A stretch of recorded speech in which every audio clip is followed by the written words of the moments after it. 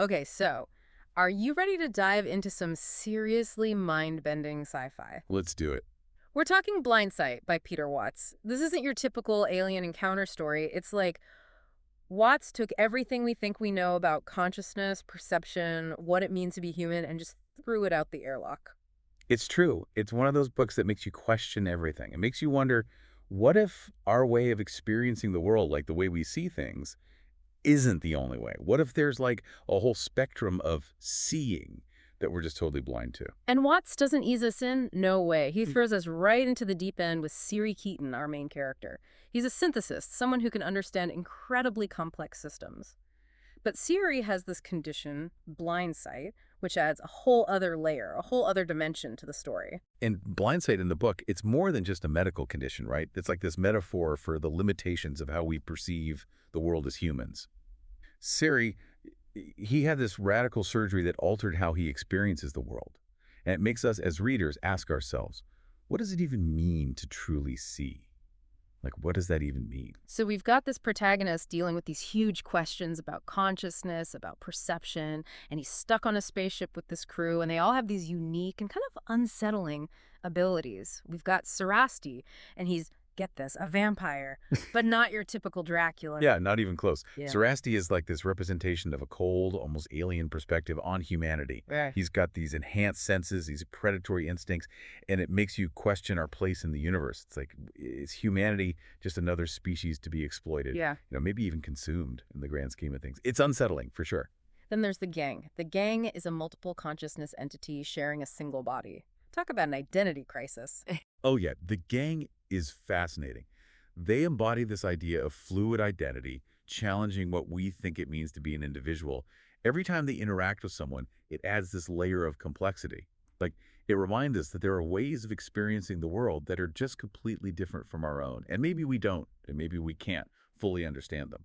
And just in case vampires and multi-consciousness beings weren't enough, we've got Amanda Bates, and she leads a squad of robotic soldiers. Are we sure this is a first contact mission and not a sci-fi horror movie? I know, right?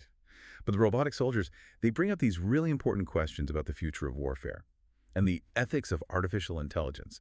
It makes you think, like, if and when we do encounter an alien intelligence, who's going to make that first move? And what are the consequences going to be? We don't know. Watts just keeps layering these mind-bending concepts one after another.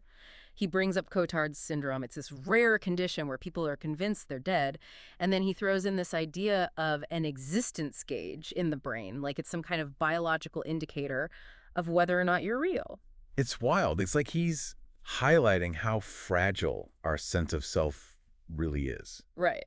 If our brains can be tricked into believing that we don't exist, what does that say about our perceptions in general? It's kind of unsettling, but it's also incredibly thought-provoking. Watts is definitely setting the stage for a wild ride with this one. We've got a crew, they've got these extraordinary abilities, but they're all dealing with their own demons. And they're about to come face to face with something completely alien. I have a feeling things are about to get really interesting really fast. Oh, absolutely. Buckle up. And then there's Rorschach. This thing, this massive alien artifact, it's not just some hunk of metal floating out there. Nope, not even close. It's like a puzzle, a mystery that just throws the whole crew into this spiral of uncertainty, paranoia even. You start to see why with how Watts describes it. It's almost like he's playing with this idea of cosmic horror. Oh, totally. We're talking about something so vast, so complex. It's basically impossible for any of them, for us to really wrap our heads around it. And as if that wasn't enough, it starts messing with them, sending messages. Right. But the messages, they're not exactly, straightforward. It's like riddles wrapped in enigmas and all delivered in perfect English. It's enough to make you wonder if this alien intelligence, if that's even what it is more interested in playing mind games than actually making contact. That's the thing about Blindsight. It really gets under your skin like that. It makes you question everything. Yeah, and if those cryptic messages weren't bad enough, they've got the skimmers to deal with. Oh man, the skimmers. They're like the alien version of drones, but a million times more advanced, zipping around Rorschach with this impossible speed and agility.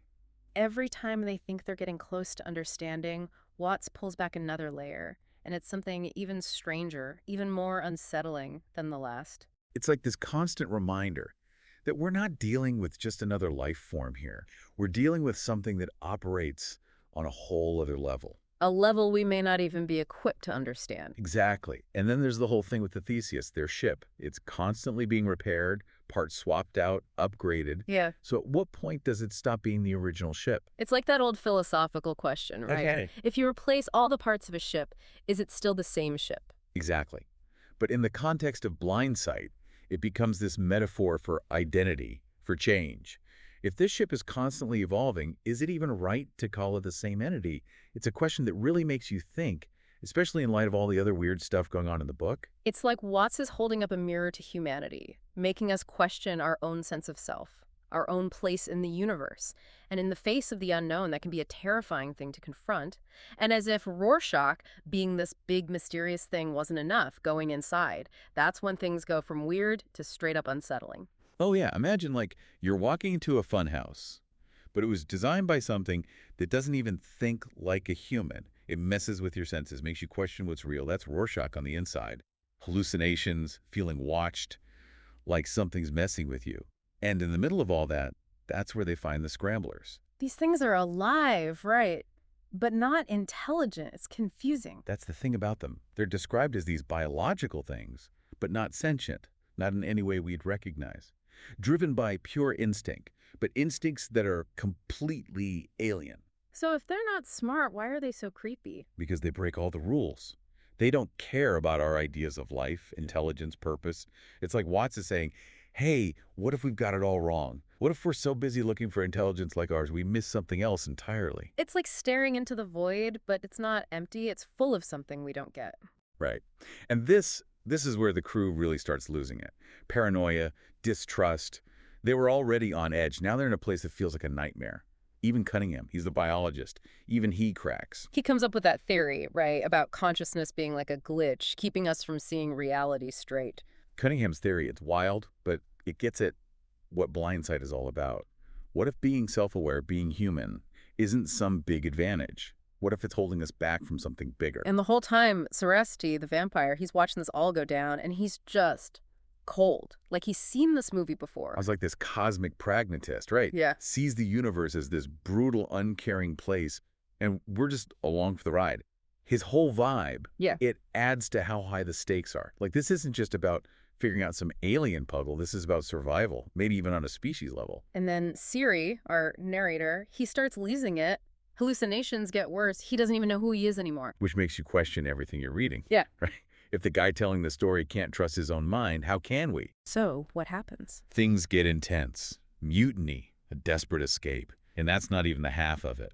But even more than all that action, it's those final logs from Siri, years later, back on Earth, but still so messed up by what happened. It's like Watts is saying, even if you survive something like that, you're never the same. You're marked by it. Exactly. You're changed.